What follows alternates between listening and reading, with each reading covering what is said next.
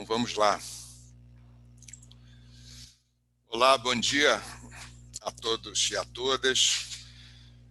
É um prazer estar aqui com vocês nessa nossa aula inaugural, do Departamento de História da PUC-Rio, dia 26 de março, no meio dessa pandemia. Estamos aqui virtualmente reunidos, em torno dessa primeira atividade, que é uma atividade que vai se estender ao longo do semestre. O Departamento de História resolveu que, ao longo desse semestre, pelo menos boa parte de sua programação, pelo menos uma vez por mês, nós vamos dedicar à discussão sobre inteligência artificial, e, eventualmente, os impactos que a inteligência artificial ou parte dela pode ter no trabalho dos historiadores. Então, essa foi uma escolha um pouco diferente, das mais tradicionais que nós temos feito, que sempre tem a ver mais especificamente com temas da historiografia, embora no semestre passado nossa convidada foi a professora Nízia Trindade, presidente da Fiocruz, para falar exatamente sobre a pandemia. E dessa vez nós vamos lidar com temas da inteligência artificial.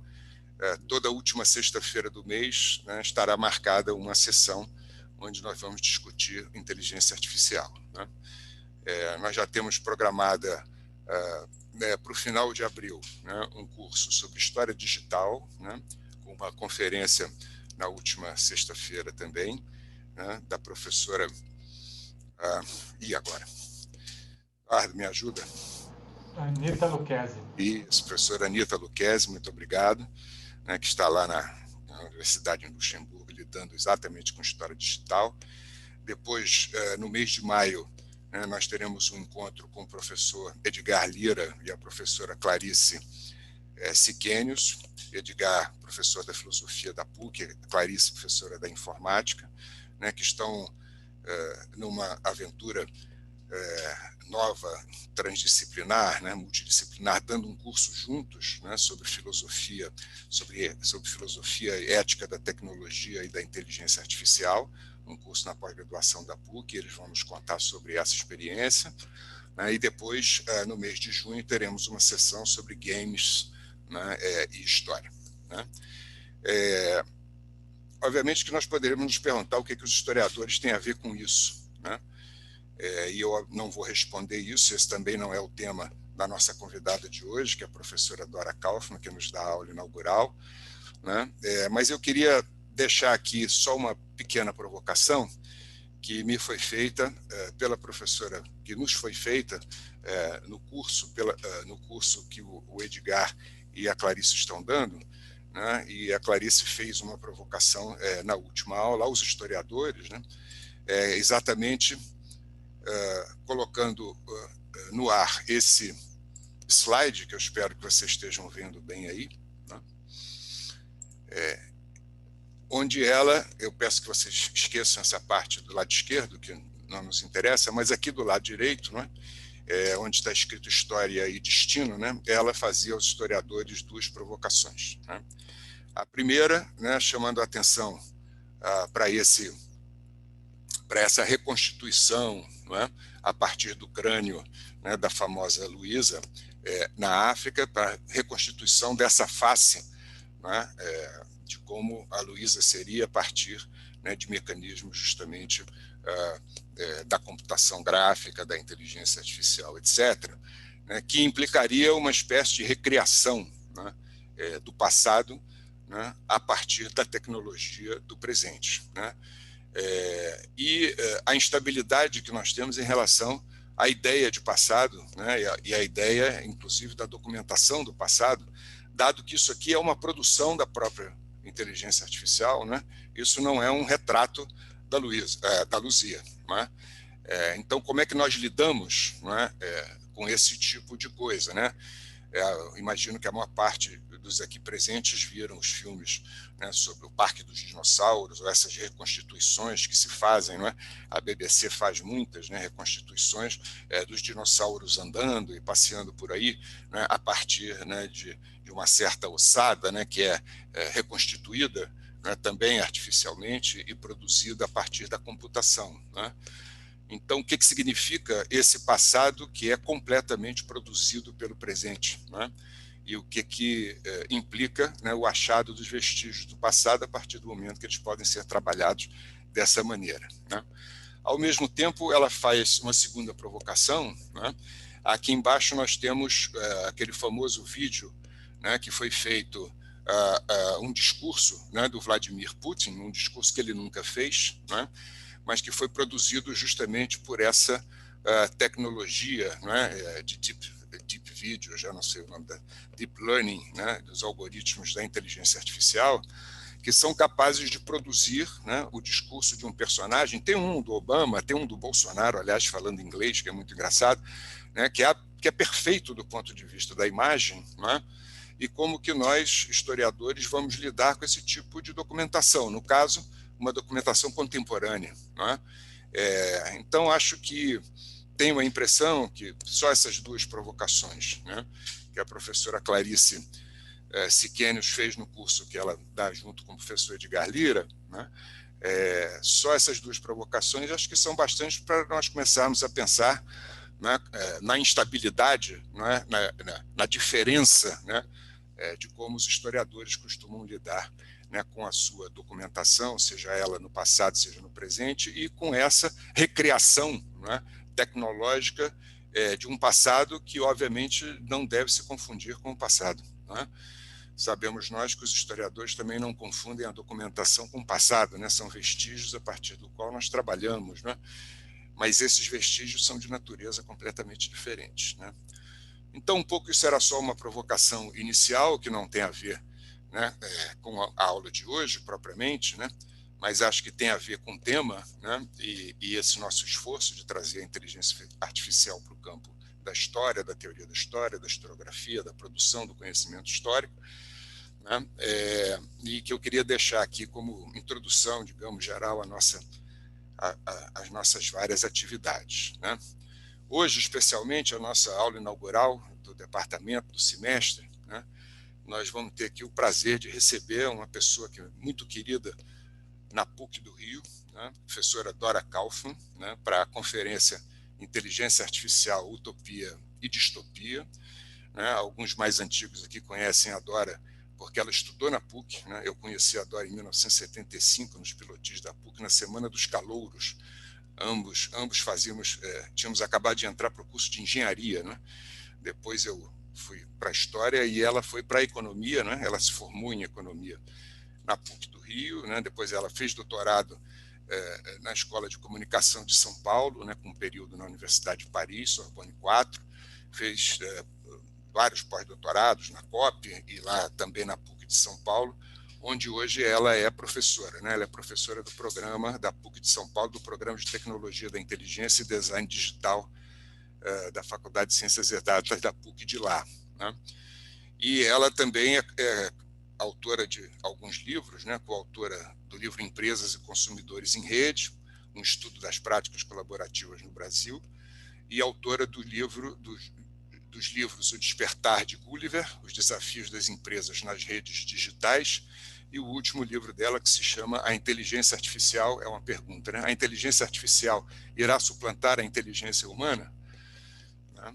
E nós convidamos a Dora porque ela não só conhece tudo isso, né, da inteligência artificial, como ela é capaz de nos falar, né, acerca desses temas de modo muito claro, especialmente para aqueles que não são especialistas na área, né? A Dora, ela é colunista, né, da Época Negócios, né, e trabalha e tem uma coluna, né, escreveu muito no Valor também, né, no jornal Valor Econômico, né, mas ela tem uma coluna na Época Negócios que fala justamente sobre impactos éticos e sociais da inteligência artificial, né?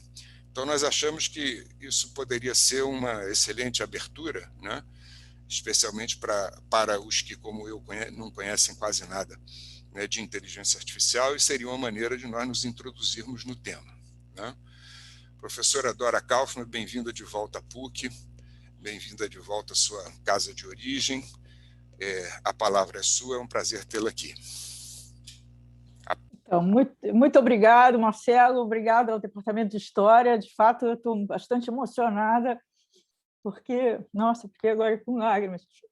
Essa pandemia, bom, primeiro porque representa para mim, como eu falei, assim, já vocês informalmente, passei anos importantes da minha vida na PUC, vivi intensamente, e eu acho também que essa pandemia está nos deixando todos mais frágeis, né? Então, o nível, a capacidade de a gente se emocionar hoje, eu acho que aumentou. Mas, bom, então, primeiro eu queria agradecer muito o convite, para mim é um presente, e eu acho que não só os profissionais da história, um pouco entrando na questão que o Marcelo abordou, eu acho que todos, hoje, a importância que a inteligência artificial, as técnicas de inteligência artificial estão disseminando pela sociedade, com reflexos enormes, né? Vou falar um pouco sobre isso, temos externalidades positivas e negativas, eu acho que é mandatório que todo mundo, hoje, que vive no século XXI, tenha algum conhecimento, e principalmente aqueles que são produtores de conhecimento, né? Então, por isso eu queria colocar, assim, para mim, existem duas barreiras que eu queria começar ressaltando. São duas barreiras importantes. Uma é a histórica divisão entre humanas e ciências exatas. Eu acho que isso é uma barreira, porque para a gente compreender, eu tenho acompanho mundo afora as discussões, os principais players, os principais contribuintes, digamos assim, dessa discussão, e eu vejo, em geral, pelo menos aquelas que eu tive acesso, as propostas que são feitas, em geral, são feitas pela área de humanas, muito dos filósofos, e elas têm quase ou nenhuma habilidade, porque esbarra nas restrições do próprio modelo de tecnologia, né? Do próprio modelo da tecnologia. Então, isso é uma barreira, o fato do pessoal dos pensadores da área de humanas não conhecerem a tecnologia. E, por outro lado, quem desenvolve a tecnologia, os tecnólogos, os engenheiros, os especialistas, eles ou não têm conhecimento ou nem contempla as questões éticas. Então, isso é uma primeira barreira que a gente tem que romper, nós temos que nos aproximar. A minha trajetória, quando eu entrei há uns anos atrás, comecei a estudar inteligência artificial, eu faço as duas coisas simultaneamente, né? Eu estudo a tecnologia em si e eu estudo os seus impactos na sociedade, éticos.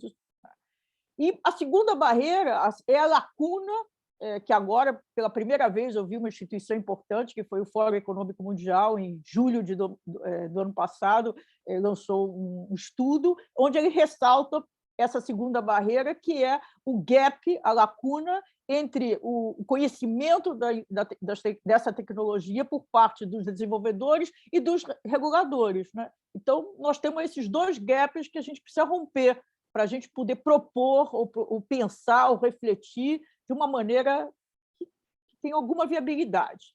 Bom, então, eu queria pedir, por favor, eu não consegui compartilhar, não sei o que aconteceu, então o Gustavo vai me ajudar a compartilhar. Então, bom, então, por coincidência, a divulgação tem as cores parecidas com o que eu uso na minha apresentação. Então, vamos lá, pode seguir, por favor. Então, o que eu decidi, assim, não sei se é uma boa escolha, mas eu acho que vai ajudar, exatamente por essa barreira que eu mencionei inicialmente, eu resolvi, antes de entrar no debate, antes de colocar as questões que eu acho que são a utopia, que caracteriza a utopia, a distopia atual, eu vou rapidamente abordar duas questões. Uma, por que hoje, né, tudo muito rápido, mas por que hoje a tecnologia, essas tecnologias de inteligência artificial estão disseminando na sociedade? E depois, o que é essa técnica chamada Deep Learning, que permeia hoje praticamente toda a aplicação de inteligência artificial, sendo na economia, na sociedade em geral, até nas pesquisas da área acadêmica, né? Então, primeiro, assim, hoje a gente vive num mundo que quase tudo pode ser medido, né? Então, vai ser chato que eu vou ter que pedir para o Gustavo ir passando, mas... Então, aí nós estamos no Big Data, que eu não vou precisar entrar nessa explicação, acho que todos que estão aqui têm consciência, né, de que hoje a grande parte da nossa vida, e foi acelerada ainda mais com o advento da Covid-19, mas a gente vive num ambiente digital. E quando a gente se relaciona com dispositivos digitais, tem nossas ações no ambiente digital, o que a gente está gerando é dados, né? Então, hoje tem um crescimento exponencial desses dados. Então, esse Big Data. Aí, o que são esses dados? Né?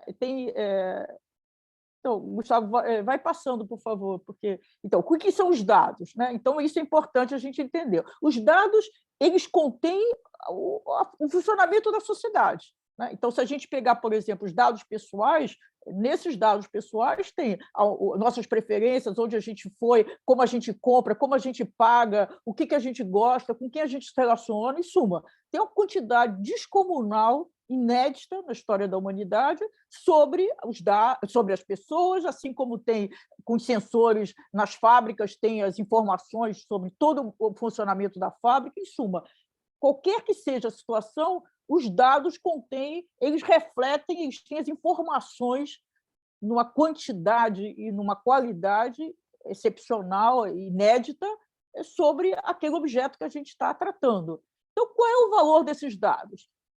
Exatamente isso. Eles podem usar dados, usar informações para tomar decisão, sempre aconteceu. Isso não é novo, né? Outra questão, vocês, parte são historiadores, o contexto histórico, para mim, também é fundamental. Né? Pensar, existe uma tendência de a gente esquecer o que era o passado e pensar só no presente. Né? Então, eu acho não é novo o fato de que a gente toma decisões a partir de informações. Né? Então, até individualmente, qualquer decisão, se a gente vai num supermercado fazer uma compra, a gente pensa assim, eu vou escolher o supermercado que é mais perto da minha casa, por exemplo, ou que tem produtos com preço mais competitivo, não importa a informação, mas eu tomo uma decisão com base numa informação. E isso é o funcionamento de toda a economia. Então, qual é o novo? O novo é a quantidade de dados, né? É a quantidade de informações que estão disponíveis. Isso que é o novo. Então, bom, aí vamos passando. Então, qual é o desafio? Esses dados eles não servem para nada se eu não tiver uma tecnologia capaz de extrair informações desse Big Data. Aí não serve para nada, está lá uma montanha de dados crescendo exponencialmente e eu não tenho acesso a eles. Aí que entra a técnica, que eu vou falar sobre ela um pouco rapidamente, de inteligência artificial. Qual é a importância hoje da inteligência artificial? Por que ela está se disseminando? Eu acho que também é uma coisa que eu costumo dizer, uma tecnologia, qualquer coisa, né, dissemina na sociedade, não é pelo fato de ser incrível, super inteligente, é porque ela responde a alguma demanda, alguma necessidade da sociedade. Então, por que essa técnica, que não é baseada numa teoria, né? Não tem uma teoria do campo da inteligência artificial, é um modelo empírico. O que é um modelo empírico? Você aplica para responder uma determinada tarefa e o resultado é positivo. O que é o resultado positivo? Ele é melhor do que qualquer outra técnica que poderia ser aplicada. Né? Então, é um modelo empírico. E por que então, esse modelo empírico que está conseguindo extrair informações dessa montanha de dados e indicar previsões mais assertivas, com um grau de acurácia maior do que as outras opções disponíveis para trabalhar com dados, é a inteligência artificial. Então, é essa a importância. De repente, ter uma técnica que ela consegue extrair informações dessa montanha de dados que cresce. As pesquisas mostram que 90% da base de dados do planeta hoje foi criado nos últimos 2 anos. E isso é acelerado. Bom, então, outra observação inicial que eu queria fazer é que esses filmes, em geral, a cultura ela tem um papel importante, que ela antecipa a tendência, né? Entre outros papéis importantes, mas ela antecipa a tendência, porque o grau de liberdade de um artista é muito maior do que de um cientista, né? Por razões óbvias. Então, nesse grau de liberdade, ele consegue, ele antecipa, de fato, é isso, a expressão é essa, ele antecipa a tendência. No caso da inteligência artificial, os filmes eles prestam, de uma certa forma, um desserviço, porque nada do que mostra, ou quase nada do que mostra nesses filmes, tem a ver com a inteligência artificial hoje, né? Então, pode passar. Então, no campo da inteligência artificial, nós temos dois campos muito distintos, a chamada Weak AI e a Strong AI, ou a General AI, ou a inteligência artificial restrita, né? Essa parte da direita, ela está no campo da ficção científica, tem muito investimento, tem toda uma discussão sobre a superinteligência, né? Tem um livro que é o livro seminal do filósofo inglês Nick Bostrom sobre a superinteligência, mas, para mim, ela está tudo no campo da ficção científica, né? E, para mim, e para os especialistas em inteligência artificial dos quais eu me identifico, né? Porque não tem nenhum indício científico de que essas situações vão acontecer. Não estou dizendo que não vão acontecer, só estou dizendo que, do ponto de vista científico, restrito científico, nada indica que nenhuma dessas situações mostradas nos filmes vão acontecer. Então, o que nós estamos falando é desse lado aqui, do lado da esquerda, que são modelos muito restritos, né? Então, para resolver determinadas tarefas, que não tem nada a ver com inteligência, mesmo que a gente use... Tem inúmeras, como vocês sabem, inúmeras definições de inteligência, nenhuma delas dá conta para dizer que o modelo hoje de inteligência artificial é inteligente, né? Então, bom, aí vamos lá.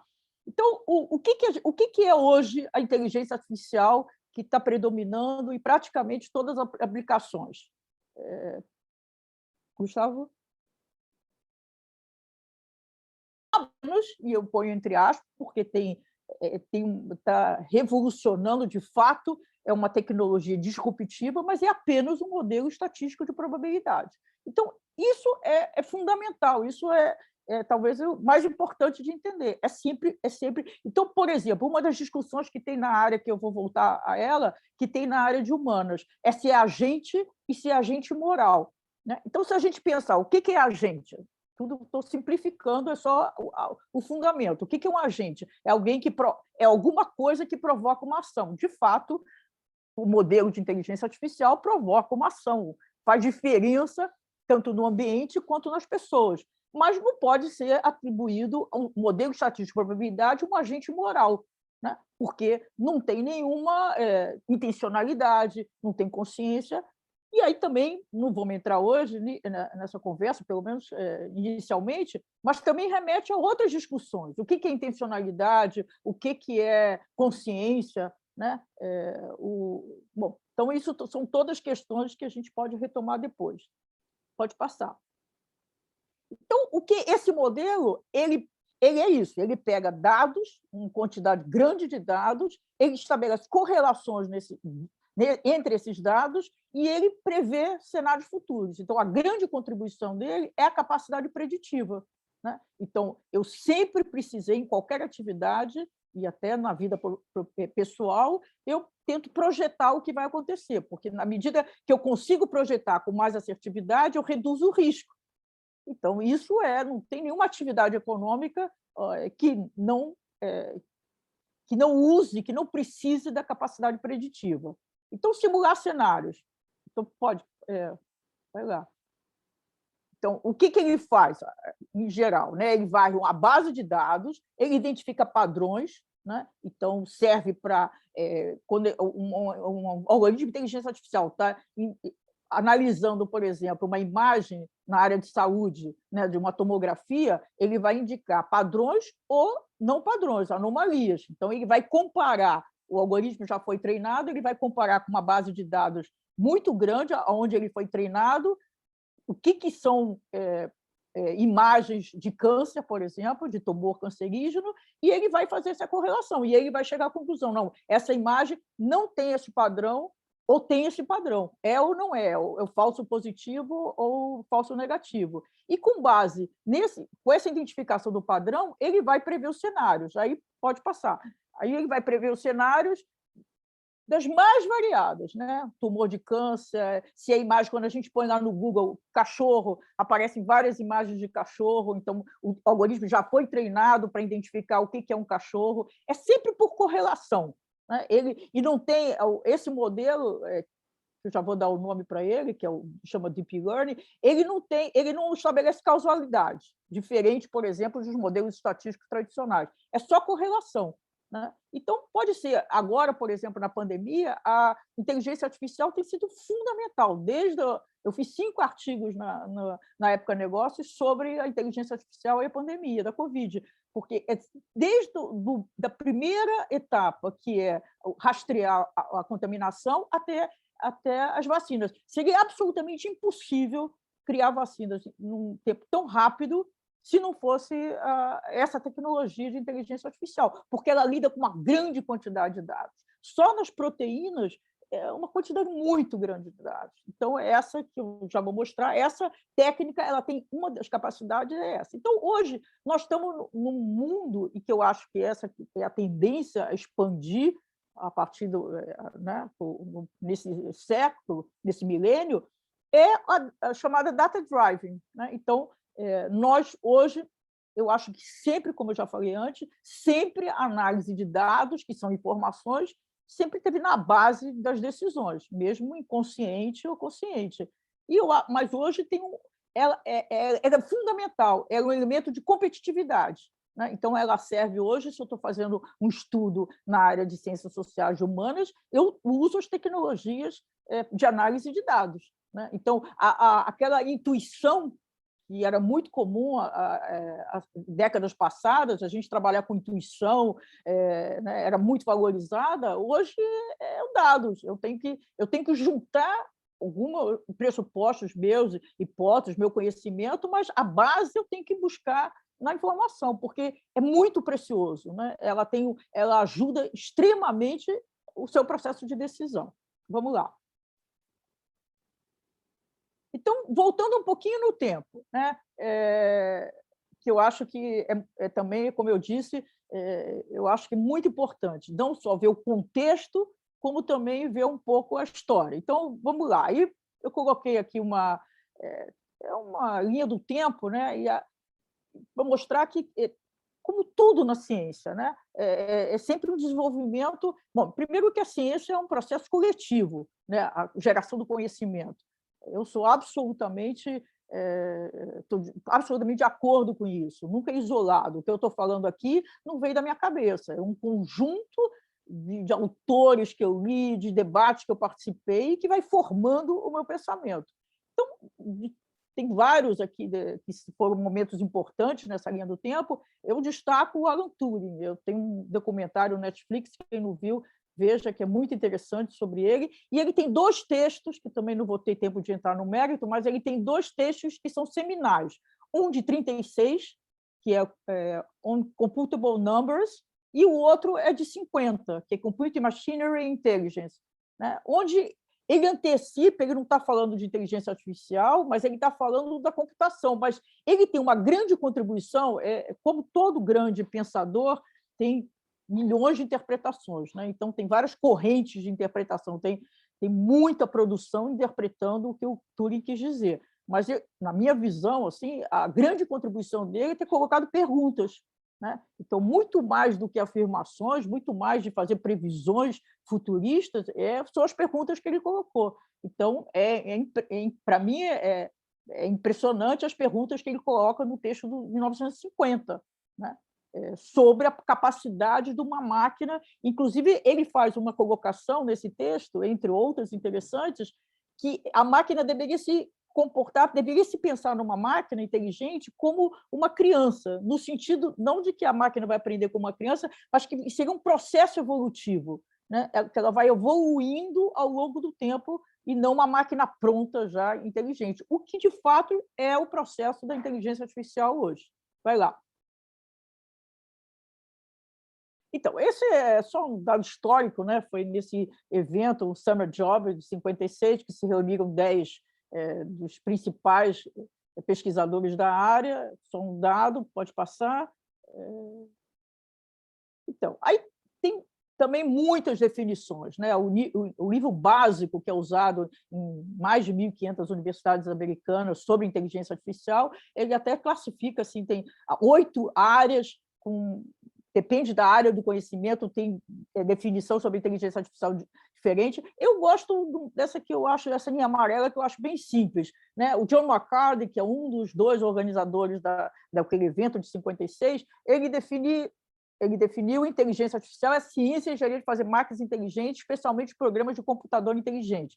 Aí, nessa definição, tinha um problema, que sempre são as questões colocadas para qualquer pesquisador, são as definições, principalmente na área de humanas. Então, o que é inteligência? Né? Precisaria redefinir, precisaria pensar o que é isso. Então, numa entrevista que eu fiz com o Vigaga para a nossa publicação aqui no nosso programa, nós discutimos essa questão e ele propôs uma modificação do John McCarthy e colocar, em vez de inteligência, colocar funções exercidas pelo cérebro dos animais. Então, eu acho que essa ali, para mim, é a definição que eu mais gosto. Inteligência artificial, ciência e engenharia de criar máquinas que tenham funções exercidas pelo cérebro dos animais. São funções. Aí você sai dessa discussão sobre o que é inteligência, o que não é. São funções. Né? E, como eu falei, a técnica hoje ela é aplicada para determinadas tarefas, que essas tarefas estão relacionadas com as funções do cérebro, não só dos humanos, mas dos animais em geral. Pode passar. Eu acho que a gente tem que passar mais rápido, né? E aí, qual é assim, só hoje o foco que eu quero colocar é a questão da lógica, né? Qual era o desafio do campo da IA? Qual era o desafio? Pode passar. Isso é a máquina do enigma, né? É gerar soluções para problemas intuitivos. Né? Então, pode passar. Então, a gente pensar assim, o que é o intuitivo? Uma parte desse conhecimento subjetivo, que é chamado conhecimento tácito, que a gente não sabe explicar. Né? Eu já fiz esse exercício e proponho que vocês façam. Tentem explicar para alguém quais são as características, como reconhecer uma outra pessoa que nunca viu, mas sem usar as coisas mais óbvias, né? Um óculos diferente, o cabelo, mas pegando só pelo rosto. Né? É muito difícil. Eu acho impossível isso. Né? Assim como você vai reconhecer a voz de uma pessoa, descreve a voz de alguém para alguém que nunca ouviu aquela voz reconhecer. Então, isso é um desafio. Como é que a gente consegue? Porque essas questões elas são difíceis de descrever formalmente, e você botar num programa de computação. Né? Um programa de computação tem que ser questões muito mais definidas, que você consegue programar. Pode passar, por favor. Então, nessa busca, né, que tem toda uma história, parte dos líderes na época insistiram com a busca de regras de inferência lógica, linguagem formal, né, que é a programação, para avançar no campo da inteligência artificial, mas não deu resultado. Né? Então, o que se pensou também, ainda na década de 50, é que tinha que encontrar alguma forma que o sistema aprendesse extraindo padrões de dados. Em suma, ele aprendesse, entre aspas, por si só. Né? Então, aí, em 59, surge um subcampo da inteligência artificial chamado machine learning, o aprendizado da máquina. Né? Que é sempre assim. Como eu falei no início, não tem uma teoria da inteligência artificial até hoje, são experiências empíricas, modelos empíricos. Então, essa abordagem da máquina aprender a partir dos dados é a única abordagem que se mostrou viável na construção dos sistemas para operar em ambientes complexos do mundo real. É isso. É ela única. As outras não deram certo, não estão dando certo. Né? Então, pode passar. Mas aí continuar... aí é só quase uma brincadeira. Então, o algoritmo aprende a máquina é um algoritmo capaz de aprender com os dados. Né? Então, pode passar. Então, é isso. O que a machine learning, o aprendizado de máquina, é um modelo estatístico, é baseado em processo estatístico e pode ser aplicado para resolver distintas tarefas. Reconhece padrão e faz previsões. Pode passar. Mas aí tinha um outro problema, né? Contudo, um problema persistia. Exatamente a complexidade da realidade, do mundo, né? Então, as informações também são muito de detalhes. Então, por exemplo, nós humanos conseguimos reconhecer um carro, não importa, ele pode estar de cabeça para baixo, pode estar batido, pode estar de frente, de costas, nós sempre reconhecemos um carro. Mas para o sistema de inteligência artificial reconhecendo os dados em qualquer situação que tivesse, que continua sendo um dado, um carro, por exemplo, ou a cor que varia conforme a luminosidade, isso são detalhes difíceis que não se conseguiu. E aí vem o que hoje pode passar, que é hoje a técnica que hoje permeia praticamente quase todas as aplicações que estão acontecendo no mundo. O Instituto do Canadá, liderado por esses 3 pesquisadores, eles insistiram em se inspirar no funcionamento do cérebro, né? Então, também rapidamente, muito simplificadamente, o cérebro, a gente veio, por exemplo, uma informação, uma luz bate na nossa retina e a informação ela circula pelo cérebro, né? Eu estou hipersimplificando, mas são várias camadas. Cada uma das camadas do cérebro ela acrescenta, que é formado por neurônios, né? Cada camada de neurônio, a sinapse, quando ela se encontra com a outra camada de neurônio, ela passa uma informação. Essa informação é um processo muito rápido, ela vai melhorando a informação. Então, esse é um princípio, né? Eu vou construir redes interconectadas com base em informações simples, unidades simples, né? Então, com isso, cada uma dessas redes ela vai contribuindo para a informação. Em vez de eu pensar, bom, vou construir uma rede como os modelos iniciais de machine learning, né? Basicamente 2 redes, então, linear. Então, isso inviabilizava o reconhecimento dessas nuances que existem no mundo real. Então, eles pensaram, pode passar... Bom, aqui eu queria fazer uma observação, pode anteriormente, por favor. É só mostrar assim, que um dos problemas, nós temos vários, né? Todos nós sabemos, aqui no Brasil, mas um dos problemas, do ponto de vista do desenvolvimento da ciência, é a separação muito grande entre a academia e o mercado, né? Esses 3, o Ian LeCun, até 2019, ele inclusive era o head do Facebook Inteligência Artificial, ele continua na equipe, mas não é mais o head, o diretor, o coordenador. O Hilton, que é considerado o pai dessa técnica, ele está desde 2013, ele é funcionário do Google na área de inteligência artificial, e o Benjamin, ele não é ligado, não é funcionário de uma empresa, mas ele trabalha absolutamente junto com a empresa.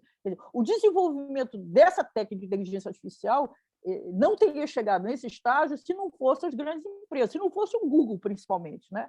Desde 2010, o Google visualizou o futuro, né, o potencial dessa técnica e começou a investir. Então, a universidade ela gera modelos, mas precisam ser testados e desenvolvidos, e isso acontece no mercado. Então, todo o desenvolvimento da inteligência artificial no mundo inteiro, onde tem os grandes ecossistemas, é uma convergência entre universidade e as grandes empresas de tecnologia. Pode passar, por favor. Então, qual é o conceito? Né? Estou fazendo muito rápido, é só para pontuar algumas coisas, que ele se basearam no conexionismo, que é um conceito que veio da ciência cognitiva, né? Então, eles usaram que é exatamente esse processo de funcionamento do nosso cérebro, de a gente identificar uma imagem, identificar uma voz, né? Então, eles pensaram dessa forma, eles fizeram por isso que em parte chama redes neurais, porque é inspirado no cérebro. Não reproduz de forma nenhuma a complexidade do cérebro, mas é inspirado nesse processo. Bom, vamos lá, porque eu tenho muita coisa ainda. Então, ela chama redes neurais Artificial Neural Networks, é um dos nomes, né? Por causa dessa inspiração que veio desse conceito. Então, aqui tem uma imagem, só para ilustrar, né, o reconhecimento. Então, aqui, esses pontinhos, essas bolinhas, são os neurônios artificiais, que exatamente inspirados nos neurônios. Essas ligações entre os neurônios são os pesos. né? Então, o que significa isso? Cada informação, por exemplo, vou reconhecer uma face, né? Esse sistema essa tecnologia, ela tem a capacidade de lidar com mais de 1 milhão. Por isso, ela está dando precisões maiores, de dimensionalidade. Então, eu estou olhando na minha cara, eu tenho no meu nariz, é uma informação, a bochecha, o queixo. Cada uma desses pixels, né, numa imagem, ela tem um peso, uma importância maior ou menor no reconhecimento. Então, essas linhas são os pesos, que isso é parte... Esse peso, considerar qual é a informação nos dados que é mais relevante para aquela tarefa, é parte do que se chama a caixa preta, o black box desse modelo, porque é o sistema que estabelece essa correlação e o peso de cada uma dessas variáveis. Mas, em geral, assim, tudo muito simplificado, porque é muito mais complexo que isso, você coloca uma... Aqui, por exemplo, vamos supor que eu quero reconhecer a imagem do cachorro, que é o meu output, né? Então, eu coloco no início um monte de imagens do cachorro e vai passando por várias camadas. E dentro dessas correlações que ele vai fazendo, o modelo vai fazendo, ele vai dando pesos diferentes até que ele atinge o objetivo, o output, que, no caso, era identificar um cachorro. Então, essa ideia de várias camadas é que possibilitou que cada uma tem uma função e vai complementando. Aqui, está vendo? Começa com as bordas, aí vai melhorando a imagem, até que é isso que é, digamos, a grande contribuição dessa nova técnica que foi pensada nos anos 80 e foi concretizada em 2012, que eu já vou mostrar já o porquê. Vai lá. Então, então, aqui eu quero reconhecer uma imagem de carro, eu tenho várias camadas, e cada uma das camadas, está vendo? Está borrado, depois vai melhorando, que é a lógica, né? Eu só estou falando do ponto de vista lógico, mas é a lógica como é que funciona o nosso cérebro, como é que a gente reconhece uma imagem. E aí ele vai, está vendo? Ele vai diminuindo o erro, cada layer, né? Cada camada que ele vai passando, e cada neurônio, cada conjunto de neurônios artificiais vai passando a informação para outra camada, até que ele é o carro, né? E aí é tentativa e erro, né? O que o desenvolvedor do sistema faz? Ele vai ajustando os pesos, aí tem um sistema, uma técnica chamada o algoritmo backpropagation, que ele vai voltando e ele vai ajustando os pesos até que tem o reconhecimento do carro. Bom, vamos lá. Essa é a técnica de inteligência artificial tem várias arquiteturas, né? Aquela é uma arquitetura convolucional que foi desenvolvida por Ian LeCun, que é aquele primeiro... aliás, dos três, é o único que eu conheci pessoalmente da Universidade de Nova York e do Facebook. Então, esse é um outro nome, Deep Learning Neural Networks, é um outro nome da mesma técnica, né? Então, quais são as especificidades dela? É capaz de ganhar grande dimensionalidade, então isso que eu falei, né? Então, diferente dos modelos estatísticos tradicionais. Então, imagina, se eu posso lidar, por exemplo, com 1 milhão de pixels, interpretar 1 milhão de pixels na minha imagem, na minha foto, assim, o bom senso, o senso comum diz que a probabilidade de eu identificar a minha foto como sendo da Dora Kaufmann é maior, porque eu vou estar lidando com milhões de dimensionalidades. Ela estabelece correlações que não são visíveis, né? Então, quando alguém de vocês que tem algum conhecimento sobre estatística, os modelos de estatísticos, eu desenvolvedor do modelo, eu defino as variáveis que eu quero correlacionar. Então, pegar um exemplo basicão. Eu tenho um bairro, tenho uma escola e os alunos têm notas muito altas. Então, eu quero... Aí, qual é a minha hipótese que eu faço? Eu faço a hipótese que as notas mais altas estão correlacionadas com o poder aquisitivo das famílias daquele bairro. Então, eu monto o meu sistema e eu vou checar se essa hipótese que eu fiz inicial é válida ou não, né? E tem várias tecnologias dentro da estatística de você verificação. Mas, nesse caso aqui, esse modelo estatístico da IA, ela não faz correlações, o desenvolvedor não estabelece, quem estabelece é o próprio sistema. Então, ele tem uma potencial também de ter uma acurácia maior, porque a nossa tendência é estabelecer correlações mais fracas, mais óbvias, né? E às vezes, e eu acho que isso também é uma outra discussão, também que é importante situar no contexto, porque eu acho que nós tomamos as decisões, eu acho não, isso é uma área da psicologia. Quando a gente pergunta para a gente por que você tomou essa decisão, a gente explica, a gente tem uma explicação racional, mas não necessariamente aquela explicação racional de fato foi o que fez com que a gente tomasse aquela decisão, né? Então, a gente faz as correlações sempre as mais óbvias. E depois ele separa da base de dados, né? Bom, mas aí é menos. Vamos passar, porque eu quero chegar lá. Então, é isso que eu já falei. Então, numa foto, você trabalhar com 1 milhão de pixels, imagina, é uma riqueza muito grande, muito maior. Vamos lá. Então, como é que você avalia se o modelo, né, todo modelo novo que você monta com essa técnica, seja para identificar um tumor cancerígeno, seja para identificar qual é a melhor vacina, qualquer modelo, seja para identificar, sei lá, fazer leitura, por exemplo, na área jurídica, qualquer que seja a tarefa, você testa esses modelos, né? E como é que o desenvolvedor, ele testa e como é que ele sabe, como é que ele define que o modelo está ok, né? Então, tem duas formas. Ou a proporção de exemplo que ele produziu uma saída correta, ou, ao contrário, é a taxa de erro, né? Então, se a taxa de erro, por exemplo, pegar um exemplo, o tumor de pulmão hoje tem uma assertividade de 97%, quer dizer, é altíssima, né? Até mesmo porque, se a gente fizer a comparação com os médicos, não dá para competir, né? Os médicos têm uma taxa de acerto muito menor. Os grandes médicos que fizeram a comparação com esses modelos de identificação de câncer de pulmão, que foram grandes junto às médicas, chegaram a 80 e poucos por cento. Mas isso, os médicos em geral, é muito menor, né? Então, 97%, ok, é ótimo. Então, é um sistema que está aprovado. Aí vamos lá. Aí vou passar rápido.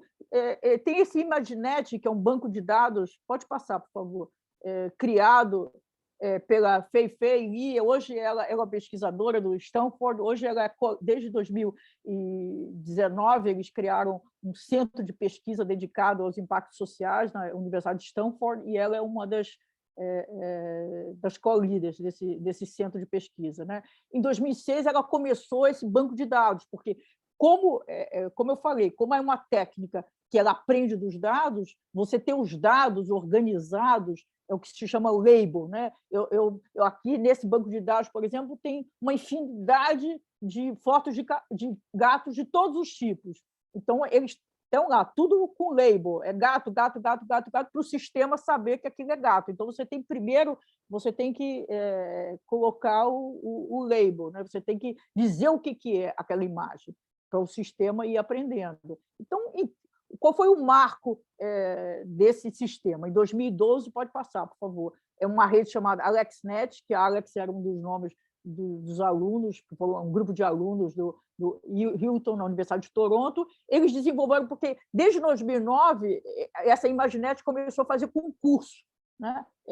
Concurso, e todo mundo levava modelo de reconhecimento de imagem e com taxas de erro. Então, em 2011, se não me engano, a última era 28% taxa de erro, né? Então, aí, quando eles levaram em 2012, baseado nessa técnica de deep learning, baseado nas redes neurais, eles atingiram 16,4% de erro, com 8 camadas, né? Então, isso chamou a atenção da comunidade científica, chamou a atenção do mercado, saiu matéria na The Economist, e, a partir daí, todos os concursos foram ganhos por essa técnica. Quem levou reconhecimento por essa técnica, daí chegou em 2015 com um sistema desenvolvido pela Microsoft com 152 camadas, que chegou ao nível de erro do humano, né? Então, hoje, o reconhecimento de imagem é uma das aplicações a aplicação com o melhor resultado dessa técnica. Vai lá.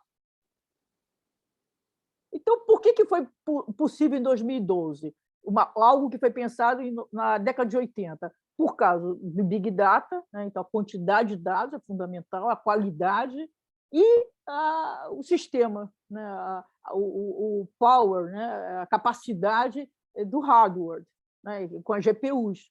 E agora a expectativa é que vai dar um salto também outro grande salto com computação quântica, né? Então, se hoje ainda os sistemas mais sofisticados demoram muito para rodar, antes das GPUs demorava, às vezes, meses, né? Então, isso inviabilizava o processo. Vai lá.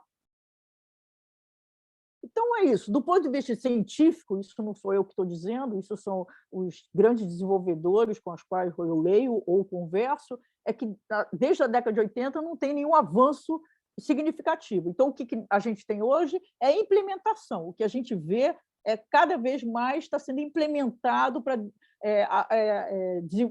responder, para executar uma nova tarefa com resultado positivo. E o resultado positivo sempre significa isso, que a taxa de acerto, o retorno, a probabilidade de acerto é maior do que todas as outras opções que a gente tem. Nada mais que isso. Vamos lá. Então, é isso. As DLNNs tornaram-se fator estratégico do processo decisório pela capacidade de gerar insights preditivos com taxas relativamente altas de acurácia, permanecendo uma parte das aplicações atuais de IA. Aí eu quero entrar no que a gente... Vamos lá. Então, aí só dizer, elas ainda possuem limitações, né? Então, o modelo, imagina, que 2012 se concretizou ontem, né? Então, nós estamos falando de alguma coisa que assim, está tendo uma importância muito grande, mas é muito novo. Então, ela tem muitas limitações que, em geral, né, quando a área de humanas, isso eu estou falando dos grandes pensadores assim, internacionais, principalmente europeus, quando eles fazem a crítica e propõem soluções contra a externalidade negativa do uso da inteligência artificial hoje, raramente ou quase nunca eles levam em conta as limitações do próprio sistema, né? Então, requer abundância de dados, então precisa de muito dado, e dado de qualidade, senão compromete o resultado, demanda, como eu falei, hardware com grande capacidade de processamento, então isso tem um impacto, por exemplo, o uso desses modelos, eles têm uma das complexidades, no meu ponto de vista, é que, simultaneamente, ele tem externalidades positivas e negativas. Por exemplo, o fato de demandar grande capacidade de processamento, ao mesmo tempo que foi uma mudança radical, positiva, no estudo dos impactos climáticos, a transformação climática, pela capacidade de analisar dados, não sei se vocês já viram, tem um documentário muito interessante chamado Connect, no Netflix, e um dos episódios, são 6 episódios, um desses episódios é sobre a Amazônia. Então, na Amazônia tem uma torre enorme e que ela capta, né, todos os dados, os sensores da transformação na Amazônia, e, com isso é um material riquíssimo de estudo, que aprimorou, melhorou o estudo, o entendimento das mudanças e dos impactos no clima. Mas, por outro lado, ela tem uma externalidade negativa, porque ela precisa de muita energia para esse processamento e ela gera muito CO2. Eu fiz também uma coluna só sobre... É impressionante o número, né? Então, tem toda uma discussão que, no mínimo, que as empresas que rodam muito esses sistemas usem energia renovável, né? O Google, aparentemente parece que porque ninguém contestou, ele hoje todo o uso para a inteligência artificial, para os sistemas, que é basicamente todo o funcionamento do Google, é baseado em energia renovável. Então, a opacidade dos modelos, a não explicabilidade black box, não adianta a área de humanas dizer, bom, tem que ter explicabilidade, não tem como, né? Isso é uma questão. Existe forma de você minimizar, mas não tem como você explicar, porque são modelos que, de fato, é o que eu falei. Quais as correlações que ele estabelece dentro dos dados e qual o peso dessas correlações, o ser humano não tem capacidade cognitiva para entender. Então, não, é isso é a caixa preta. Então, isso é uma questão. E quanto mais você torna... Tem um trade-off entre transparência, explicabilidade desses modelos e resultado, né? Quanto menos a eficiência, quanto melhor o resultado está correlacionado positivamente com essa opacidade, né? E o quarto, aliás, é o viés contínuo dos dados, que também é uma grande discussão, né? Então, tem dois... Estou falando tudo muito simplificado, mas tem duas origens importantes do viés. é o fato de que você, quando você usa base de dados, você, desenvolvedor, tem que tomar muito cuidado, porque tem que refletir a composição proporcional daquela população. Então, por exemplo, em maio do ano passado, todos os movimentos contra o racismo nos Estados Unidos denunciaram bastante, com toda razão, quase 4.000 departamentos de polícia usando o reconhecimento facial de 3 empresas, do Google, da Microsoft e da Amazon, de reconhecimento facial e dando falsos positivos, pessoas sendo presas negras e que não estavam nem na cena do crime, né? Então, o que é isso? Isso significa que esses modelos foram treinados com uma base de dados predominantemente homem branco. Então, homem branco, o reconhecimento é quase 100%, e, a partir daí, pegar mulher africana tem uma taxa de erro enorme. Então, isso é um problema, é um erro, é uma preocupação que o desenvolvedor não leva em conta, mas deveria, né? Se as equipes fossem multidisciplinares, ia dizer, epa, olha aí, essa base não reflete a composição, por exemplo, do ponto de vista racial da população americana. Então, tem um problema, você tem que ajustar essa base de dados. Claro, tem um famoso exemplo que aconteceu em 2016, num sistema de classificação de um álbum do Google, que foi um escândalo, que o Google foi a público pedir, citado por todo mundo, porque, de fato, ficou isso como um grande exemplo, que o sistema de inteligência artificial do Google classificou um casal de negros como gorila. O que tinha acontecido? É isso, a base de dados para reconhecer pessoas tinha sido treinada com pessoas brancas. Então, o sistema ele não tem inteligência nenhuma, ele não faz analogia, né? Eu sei que o Marcelo é uma pessoa, e aí todo mundo que eu vejo uma pessoa, eu sei que é uma pessoa também. Ele não tem essa capacidade, ele não é nada inteligente. Ele é um sistema que ele só faz correlações. Então, se você mostrou exemplo de pessoas só brancas, ele nunca vai saber que um negro é uma pessoa também, né? Então, essa. E o segundo é que a base de dados, mesmo que você tente refletir a situação, ela já é por si só preconceituosa. Então, um outro exemplo, que também foi muito comentado, acho que foi em 2018, se não me engano, que a Amazon tinha um sistema de contratação automático de seleção de currículo e estava privilegiando homens para funções de tecnologia. Mas isso é a realidade, porque hoje, nas funções de tecnologia no mundo, 80% são homens e 20% são mulheres. Então, qual é a preocupação que deveria ter do desenvolvedor? É ter consciência disso e buscar formas de equilibrar, montar uma base de dados que possa ser mais igualitária, né? Então, aí aqui a gente também é uma discussão importante que eu já mencionei, né? A questão de agente moral, né? Então, se fala muito disso, os algoritmos, muitos pensadores da área de humanas acham ou defendem que a inteligência artificial, até em 2018, a comunidade, uma parte da comunidade europeia fez uma proposta, por exemplo, de tornar os robôs, né, com inteligência artificial, pessoas jurídicas, que eles fossem responsabilizados pela sua ação, porque isso é uma das grandes discussões, né? Carro autônomo, um dos grandes impasses, eu acho que, do ponto de vista tecnológico, está praticamente resolvido. Acho que um grande impasse também é a questão ética e regulatória. Quem será responsável, né? Então, essa discussão, para mim, ela não faz muito sentido. Um sistema de inteligência artificial não pode ser um agente moral. Bom, vamos lá. E aí chegamos no que é o título, né? Então, a utopia e distopia. Então, a primeira observação que eu faço é que a complexidade da aplicação dessa técnica, ela simultaneamente traz situação de utópica e distópica, né? Por isso que ela é complexa. Se eu vou, como grande parte das críticas que são feitas, por exemplo, a questão da privacidade, bom, várias críticas que vocês acompanham, se eu for mudar os fundamentos para eliminar a distopia, eu vou estar eliminando também os benefícios.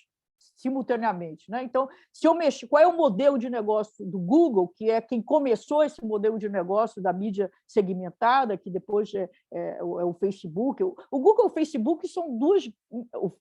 O Google na parte de busca, né? E o Facebook são duas maiores empresas de mídia do mundo. Elas concentram nos Estados Unidos mais de 50% de toda a mídia online vai para elas, né? Então, esse modelo de negócio a mídia hipersegmentada, que foi criado para o Google como um modelo sustentável para ele tem esses benefícios que todos nós usamos cotidianamente, mais do que uma vez por dia, do Google, né? E ele tem as externalidades negativas. Vamos lá. Então, a externalidade negativa, assim, também só para organizar o pensamento, tem questões éticas e questões sociais, né? Então, questões éticas tem diversas, e elas dependem elas não são que servem para qualquer coisa, depende da aplicação, né? Então, por exemplo, não dá para comparar uma questão ética envolvida no sistema de recomendação da Netflix, né? Se um filme foi indicado para mim, um filme que não me agrada, tudo bem, o máximo eu vi um filme que não gostei, que não tinha nada a ver comigo. Agora, se tem uma indicação, por exemplo, na área de saúde equivocada, isso tem um impacto muito mais sério na área de educação, né? Então, depende da área, depende para que tarefa está sendo aplicada, ela tem pesos, ela tem importância do ponto de vista ético muito distinto, né? Então, uma das grandes discussões é a questão que permeia muito a área de humanas, é a questão da manipulação, né, desses mecanismos de persuasão, que também não é novo o mecanismo de persuasão, mas o mecanismo de persuasão usando o algoritmo de inteligência artificial, ele, de fato, é muito mais poderoso pela capacidade não só de conhecer o usuário, como interferir, recomendar para o usuário exatamente naquele momento onde ele está mais propenso, né? Então, quando o Google aparece um anúncio que tem a ver com o que você está buscando, ele está te colocando em contato com um anúncio na hora que você está interessado naquele assunto. Então, essa sincronidade é muito poderosa, né? Então, tem umas discussões, por exemplo, do Facebook, que se faz muito, que o fato de que... Bom, tem várias pesquisas que já comprovaram que discursos de ódio e fake news propaga 60 vezes mais rápido e mais vezes do que quando não é discurso de ódio, quando não é fake news. Então, isso significa o quê? O Facebook, qual é o interesse desse modelo de negócio? É você gerar dados, né? Porque todo o funcionamento deles é baseado em dados. Então, quanto mais você interage, mais... Então, tem um círculo virtuoso. Eu interajo, eu gero mais dados, eu aperfeiçoo o sistema e aí eu uso mais, né? Então, não é que não tem nenhuma evidência de que essas plataformas têm um interesse ideológico, né? Eu nunca vi evidência nisso. Mas, de fato, se o discurso de ódio, por exemplo, ele provoca mais reação e mais compartilhamento, isso está gerando mais dados, mais movimentação da plataforma. Então, isso é favorável para o modelo de negócio. Então, essa é uma questão, né? E social também tem diversas questões. Para mim, o impacto maior, que é um dos estudos que eu faço, é sobre o mercado de trabalho, né? A gente já vinha num processo de automação programada e agora nós entramos num novo estágio, na nova natureza, que é a programação, a automação com inteligência artificial, que substitui um conjunto maior de funções. Eu não acho que de profissões, mas de funções, porque pega as funções cognitivas. Então, eu acho que, assim, isso, como eu disse, é uma das minhas áreas de estudo. Eu acho que é inexorável essa questão, né? Não tem todos os argumentos de que o mercado vai se adaptar, como se adaptou a outros processos de novas tecnologias disruptivas. Eu acho que nós temos uma realidade muito distinta, específica agora. Como eu já falei, a velocidade acelerada, então não dá tempo para a gente, nós, pessoas, empresas, instituições, governos, nos adaptarem. E depois porque tem uma outra característica interessante. Quando começou a Revolução Industrial, né, na Revolução Industrial, ela desqualificou o trabalho. Né? Vocês, sendo historiadores, sabem muito melhor que eu toda a história. Né? Então, por quê? Eu era um sapateiro e eu produzia todo o sapato. De repente, com a fábrica, eu passei a produzir, né, o famoso lá, do Charlie Chaplin naqueles tempos modernos. Cada um aperta um botão. Então, eu era um qualificado para fazer o produto todo e eu passei a ter um trabalho desqualificado. Hoje é o contrário. Nós estamos com a inteligência artificial, o impacto, ela está qualificando o trabalho, porque exatamente toda essa parte repetitiva e ela já hoje a tecnologia já pode automatizar. Então, o que sobra, né, o que hoje está restrito, digamos, ao universo humano, o trabalhador humano, precisa de qualificação. E aí entra o problema, porque qualificação, requalificação, nós estamos mexendo com a educação. Né? Aí é um problema no mundo inteiro, especialmente no Brasil. Passa, por favor. Então, é isso. O pré-algoritmo dos dados, né, atividade econômica do século XXI, tem implicações éticas, sociais relevantes e que tem estimulado muito os arcabouços regulatórios. Né? Nós fizemos, eu eu e parte da minha equipe lá do TID, nós fizemos um artigo, né, e nós fizemos um levantamento, e o único lugar do mundo, eu sempre digo assim, não sei se tá, o que nós não achamos nenhum lugar do mundo propostas de lei só no Brasil.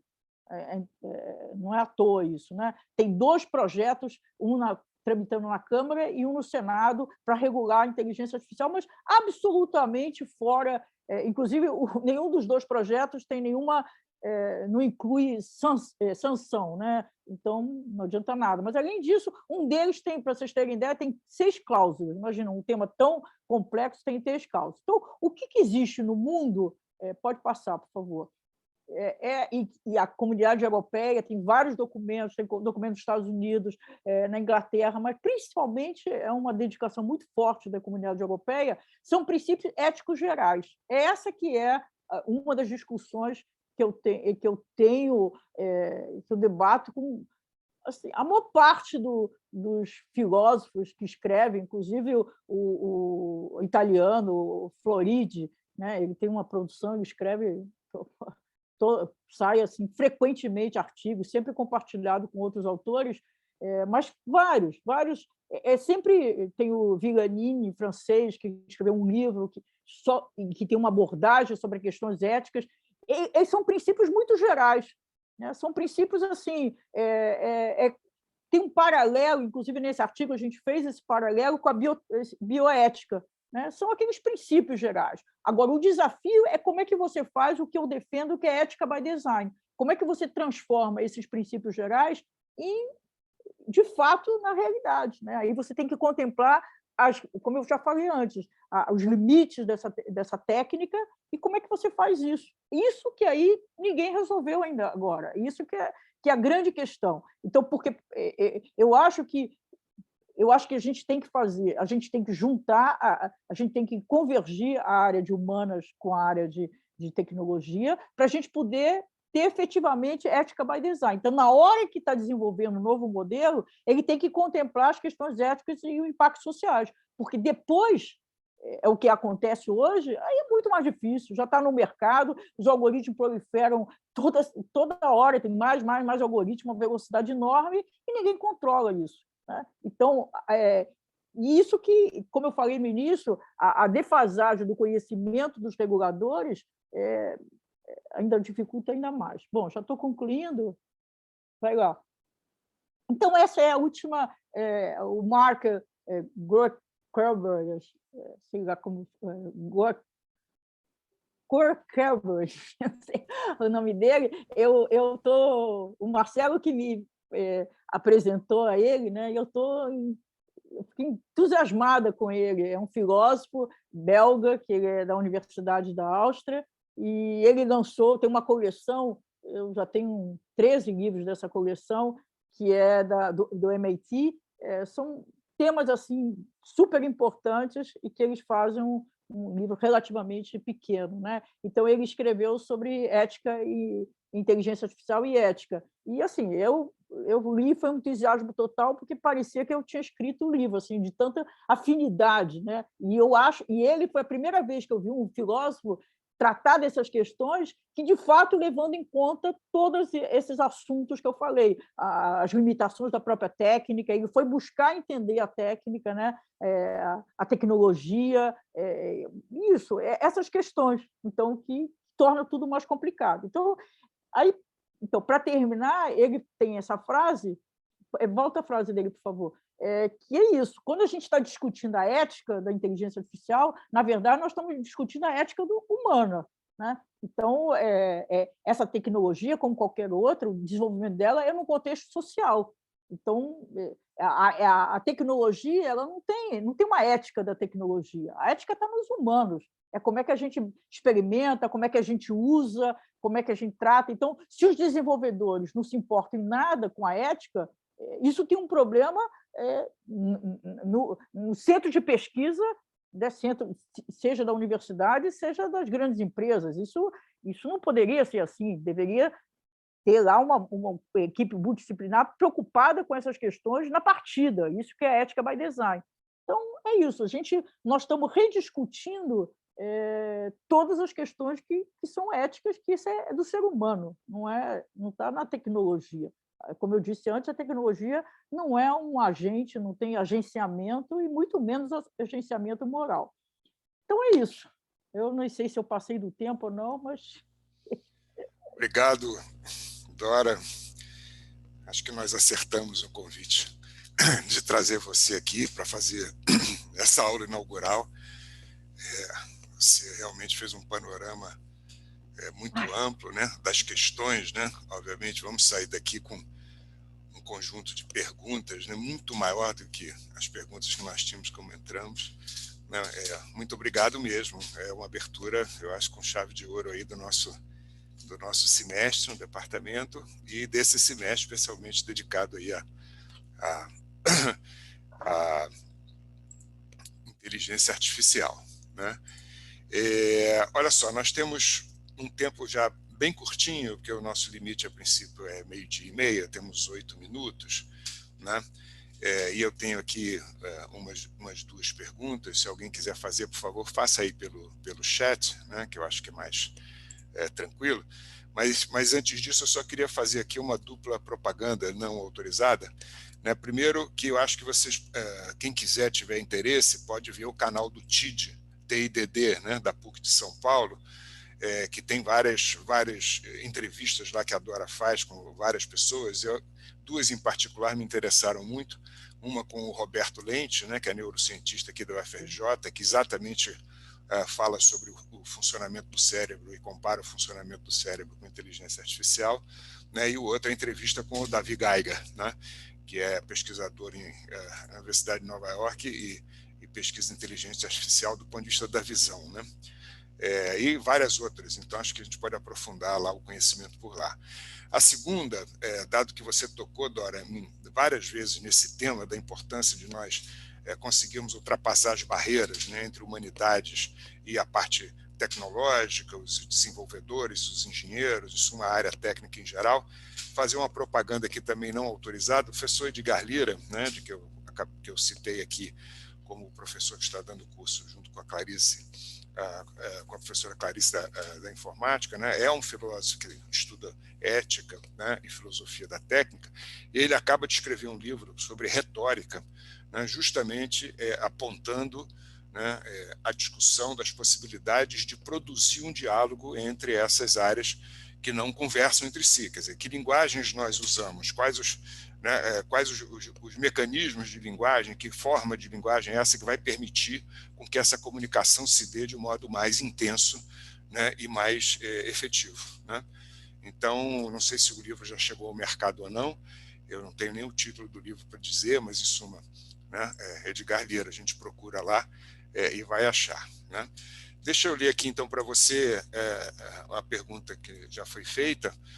Primeiro, também agradecer aí o Daniel Schwab, né? Nosso colega também de muito tempo. Que bom ter você aqui, Daniel. Ele coloca aqui que tem um debate sobre o Deep Learning, né? Está aí no chat, e ele deixa aqui um link, né, Montreal Artificial Intelligence, né, AI Debate. Depois, se alguém quiser, é só olhar aí no chat que tem. E tem uma pergunta aqui do Henrique Rodrigues, acho que é o professor Henrique Estrada Rodrigues, do Departamento de História, que eu vou ler para você. Posso? Você deve estar exausto, né? Mas eu vou ler a pergunta e você, obviamente, responde o que for possível no tempo curtinho. Para a gente ter mais uma segunda... Falar é comigo mesmo. Mais uma segunda pergunta. A outra coisa também que várias pessoas perguntaram, eu respondi pelo chat, depois a aula ela vai ser ligeiramente editada e ela vai estar disponível no site do ECOA, né, da PUC do Rio, né, como todas as aulas inaugurais estarão lá, já estão sendo postas lá, e nós podemos depois assistir com mais calma e voltar aí à exposição da professora Dora, excelente, tá? Muito obrigado. Então, vamos lá. A primeira pergunta, Dora, diz o seguinte, é uma pergunta um pouquinho longa. Qual seria a tarefa de uma educação digital numa universidade brasileira hoje? Ficar treinando na operação de aplicativos, como fazer podcast, fazer vídeo, etc., ou aprender a lógica do sistema, as suas formas de estruturação, por exemplo, lógica estatística, lógica de probabilidades, etc. Ou será que os dois? Em geral, não há muita ansiedade em fazer letramento digital sem reflexividade sobre a lógica do sistema? Então, essa é a primeira pergunta. Você quer que eu leia outras, porque aí você responde... Você que decide, você é o chefe. Então, vai respondendo essa enquanto eu vou lendo e vou achando as outras aqui, por favor. Bom, essa pergunta, na verdade, ela tem embutida na própria pergunta a resposta, né? É claro, né? Para mim, a questão toda... Aliás, hoje não, já há algum tempo, para mim, o papel do professor, do educador, não é transmitir informação, né? É transmitir conhecimento. Então, a lógica, né, é o que eu tentei colocar hoje. Tem milhões de informações, mas é entender a lógica, né? A lógica desses sistemas. Se você entende a lógica, você consegue... Hoje nós temos várias desvantagens, né? Uma delas é essa aceleração, mas nós temos vantagem também, principalmente nós que somos todos aqui, posso apostar que somos privilegiados, né? Então, nós temos acesso à informação, a cursos mais variados, é uma loucura o que existe disponível, né? Então, se a gente entende a lógica, é muito mais fácil a gente aprender, entrar em qualquer curso e aprender como faz um aplicativo, desenvolver um aplicativo, né? Isso não é a questão. A grande questão é a lógica, é você ter elementos de você fazer reflexão e você entender o que é aquilo com o qual você está trabalhando. Isso se vê muito pouco, quase raro nas universidades, né? Então, na área de humanas, praticamente não se discute essas questões, né? Nós temos no TID, que é o programa na PUC, que foi criado pela professora Lúcia Santaella há 16 anos, e é um programa multidisciplinar, mas isso é muito raro na universidade, e as pessoas de tecnologia não têm essa reflexão, né? Então, é isso. Eu acho que ele já, na pergunta, ele já colocou a posição dele, que eu estou 100% de acordo. Vou aproveitar, o professor Edgar Lira está aqui, está te assistindo, e me deu aqui a dica. O nome do livro é O Esquecimento de uma Arte Retórica,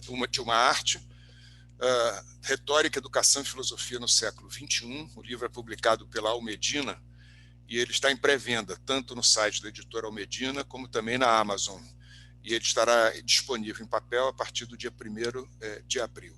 Né? Provavelmente, só fazer uma observação, provavelmente posso quase apostar que o professor Edgar deve mencionar Aristóteles, né? Num livro que fala de retórica, porque é um livro de 3 volumes que é retórica. E eu gosto de lembrar isso, porque quando a gente fala esses mecanismos de persuasão, a persuasão também, colocar no contexto histórico, sempre existiu, né? Então, é impressionante o volume 3 do livro de retórica do Aristóteles, onde ele lista quais são as emoções que devem ser incluídas num discurso para você aumentar a capacidade de gerar uma reação, né? Então, são questões assim que a gente parece que existe hoje, os mecanismos de persuasão, mas eles são muito antigos. Eu já anotei aqui, já vou comprar, professor Edgar.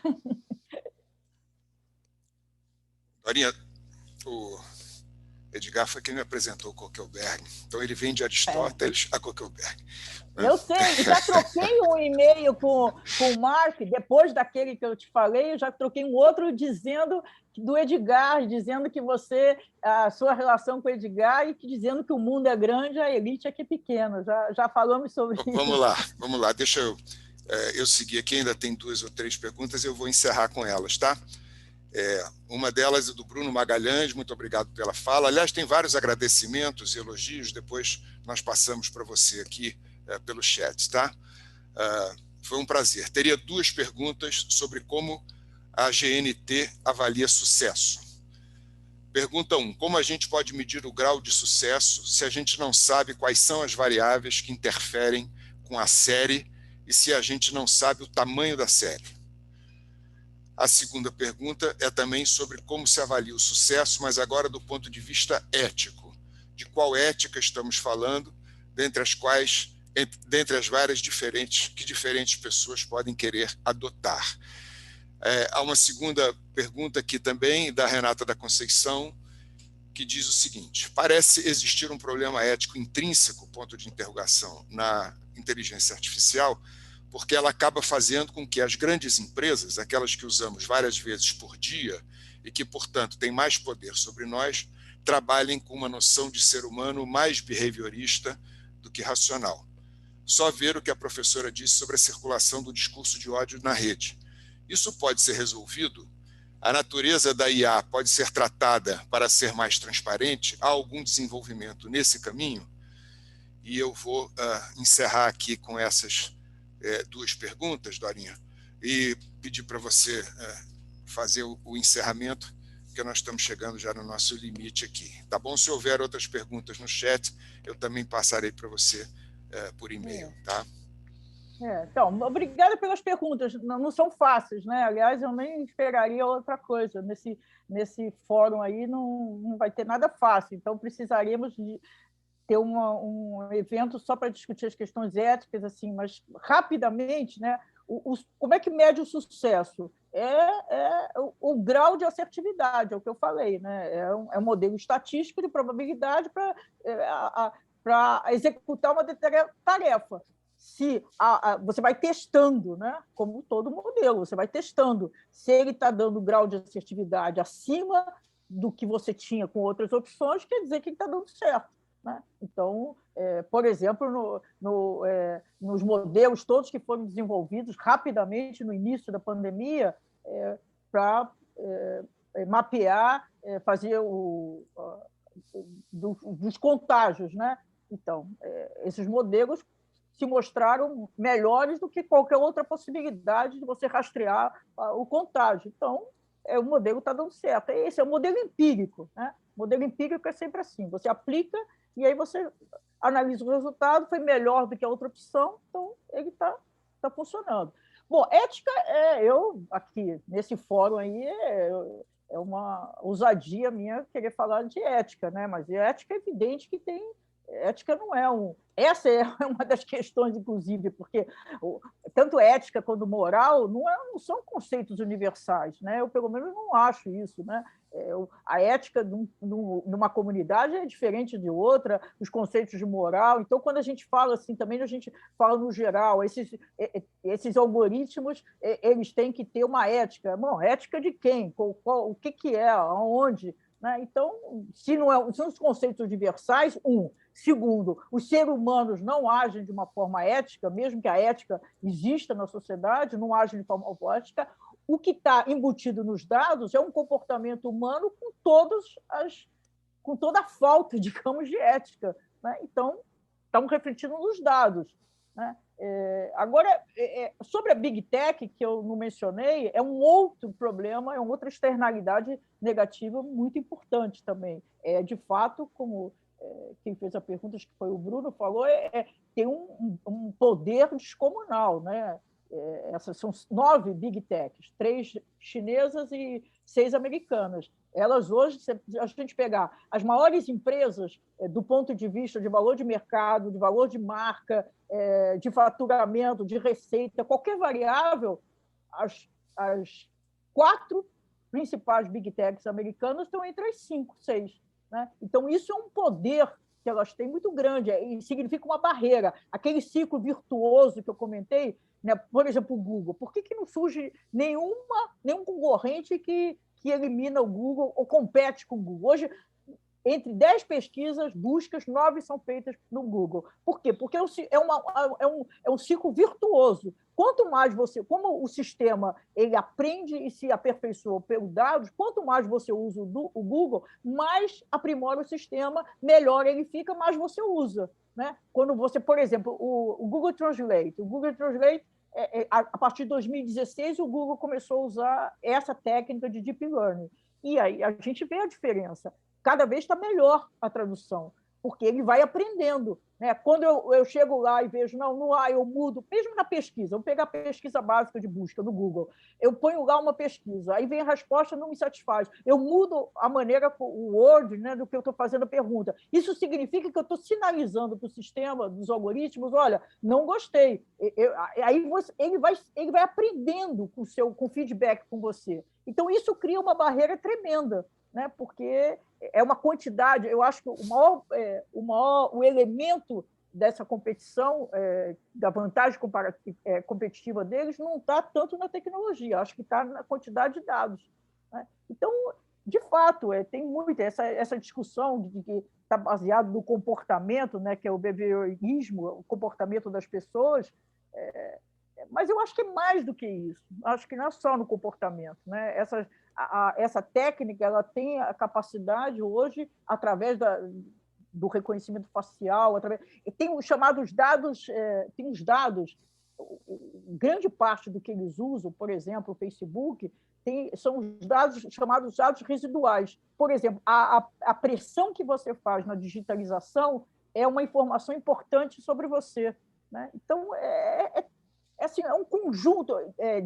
Os especialistas, eu não sou especialista para analisar o Alexa da Amazon, mas dizem que só você falar bom dia, Alexa, você já passa um monte de informações sobre o seu astral, só de você falar bom dia. Então, a capacidade...